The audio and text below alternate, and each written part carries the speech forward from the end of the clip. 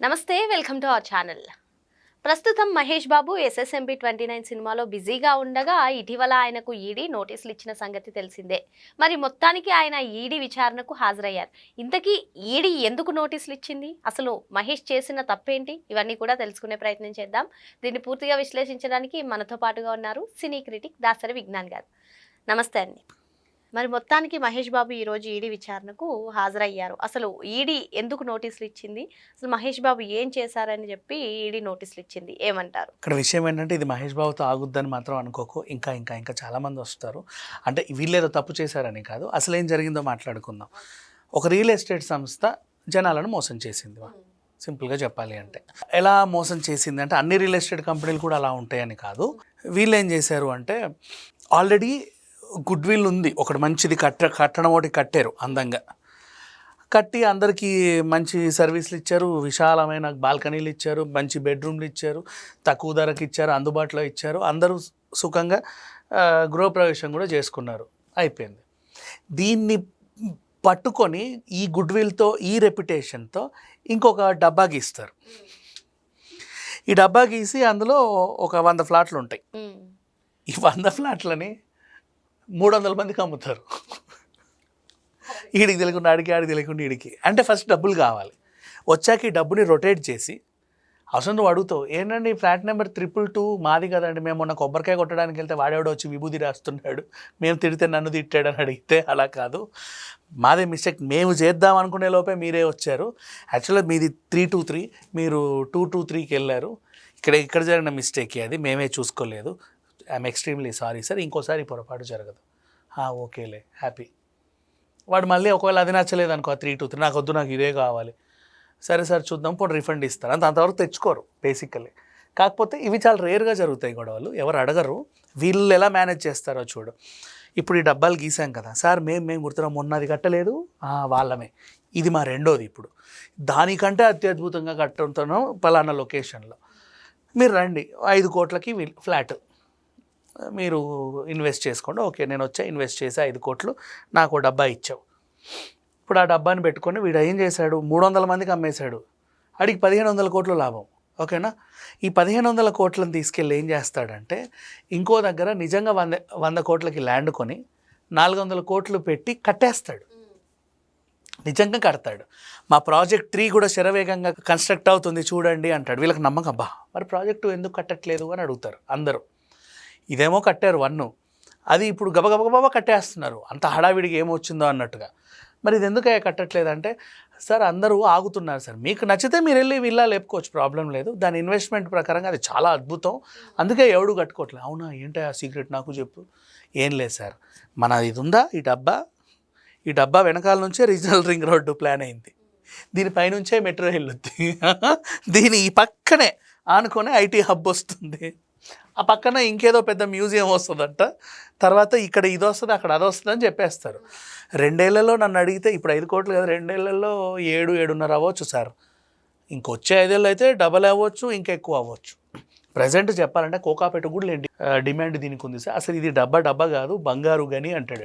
అసలు ఈ రియల్ ఎస్టేట్కి మహేష్ బాబుకి సంబంధం? అక్కడికి వస్తా. ఇలా చెప్పినప్పుడు ఈ జనాల్ని వీడు మోసం చేస్తున్నాడు. మరి ఆ మోసపోయే జనాలు ఎత్తుక్కుంటూ వీళ్ళ దగ్గరికి ఎందుకు రావాలి?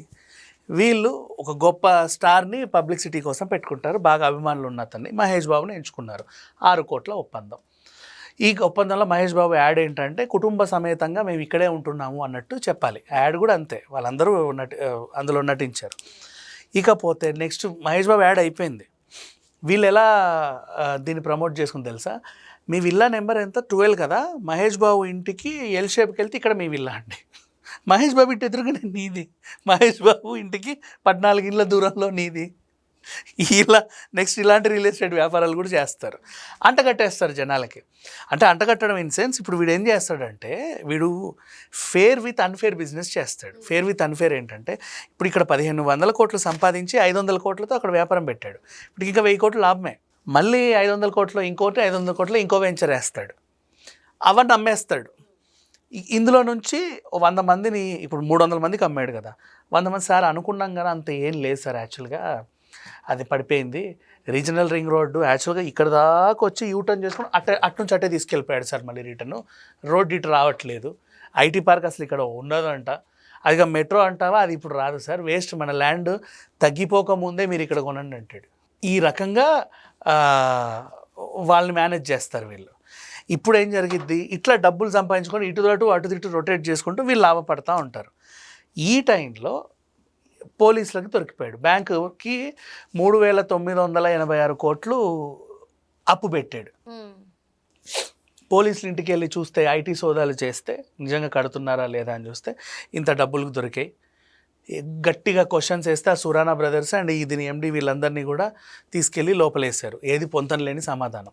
ఇప్పుడు ఇదేంటి, పిఎంఎల్ఏ యాక్ట్ కింద ఈడీ ఎంటర్ అయినప్పుడు మనీ లాండరింగ్ కేసులో ఆ మనీ ఎక్కడెక్కడికి వెళ్ళిందో అన్నీ తెచ్చి అటాచ్ చేయాలి. వీడు ఒక సమాధానం చెప్పాడు. మహేష్ బాబుకి ఎంత ఇచ్చావు సార్? 6 కోట్లు, యాక్చువల్గా 5 CR 90 lakhs ఒప్పందం అయింది. దీంట్లో 340 బ్యాంకులో ఇచ్చాము, 2.5 CR చేతికి ఇచ్చాము అని చెప్పాడు.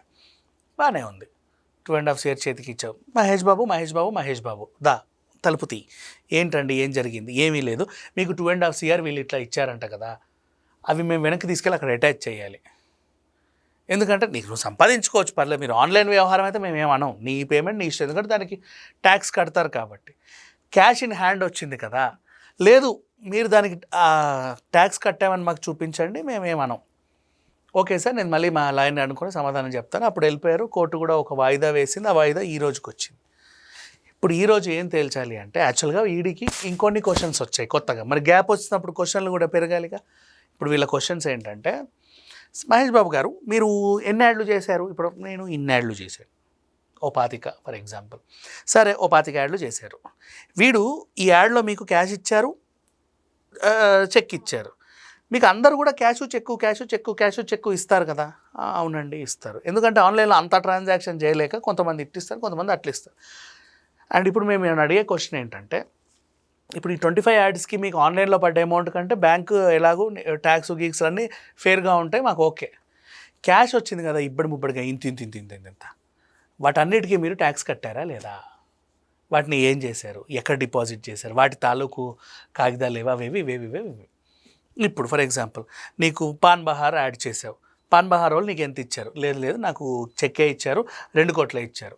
ఓకేనండి, మీకు ఎవరు ఇచ్చారు? నాకు పలానా సుబ్బారావు ఇచ్చాడు. సుబ్బారావు గారు మహేష్ బాబుకి ఎంత ఇచ్చావు? ఆయన కూడా అదే 2.5 కోట్లే చెప్పాడు అనుకో, ఇక్కడ సింక్ అయిపోతుంది. లేదండి మేము 5 కోట్లు ఇచ్చాము, 2 కోట్లు స్ట్రైట్గా ఇచ్చాము, 3 కోట్లు అన్ఫేర్గా ఇచ్చాము అంటే అప్పుడు మళ్ళీ కేసు నమోదవుతుంది. ఇలా ఈ మహేష్ బాబు దగ్గర ఆగకుండా ఇప్పుడు ఈ క్వశ్చన్స్ అన్నీ వేస్తారు వాళ్ళు, అన్నీ ఫెయిర్గా ఉన్నాయి అనుకుంటే ఓకే. లేదు సంథింగ్ అంటే కొంచెం ఇబ్బందులు పడదు, అది ఆర్థిక నేరం చేసినట్టు పరిగణించి కొంచెం ఇబ్బంది పెడతారు. నెక్స్ట్ ఇది ఎగ్జాంపుల్గా తీసుకొని ఎవరెవరైతే యాడ్స్ చేస్తున్నారో ఆ హీరోలు అందరి దగ్గరికి వెళ్తూ ఉంటారు. అంటే మీకు వాళ్ళకి తెలిసిందేంటి, యాడ్ చేయించుకుంటే ఒక హీరో 5 కోట్లు తీసుకుంటున్నాడు ఫర్ ఎగ్జాంపుల్, 5 కోట్ల సగం క్యాష్ ఇస్తున్నారట, సగం చెక్లు ఇస్తున్నారట. మరి చెక్కులకి మాకు సమాధానం ఓకే, క్యాష్కి ఏంటి అనే క్వశ్చన్ రైజ్ అయింది ఇప్పుడు ఈడీ దగ్గర. ఈ ప్రశ్న ప్రతి హీరో దగ్గరికి వెళ్తూ ఉంటుంది. ఇక మీద యాడ్ చేసిన వాళ్ళందరినీ కూడా దులిపి మీరు నిజంగా సక్రమంగా తీసుకున్నారా లేదా? మన బెట్టింగ్ యాప్ ప్రమోషన్లు కూడా అంతే కదా, అక్రమంగా ఇంత వచ్చింది, సక్రమంగా ఇంత వచ్చిందని కూడా చాలా కంప్లైంట్స్ వచ్చాయి. అది ఏదైనా అంటే మనం ఒక పౌరుడిగా ఉన్నప్పుడు ఇంత సంపాదించినప్పుడు ఇంత ట్యాక్స్ కట్టాలి అని అందరికీ rule is rule for all వర్తించినప్పుడు వీళ్ళు కూడా దానికి కట్టుబడి ఉండాలి. లేదు అంటే ఇబ్బందులు అయితే తప్పవు. అది జరిగింది. మరో అంశంతో మళ్ళీ కలుద్దాం. Thank you sir.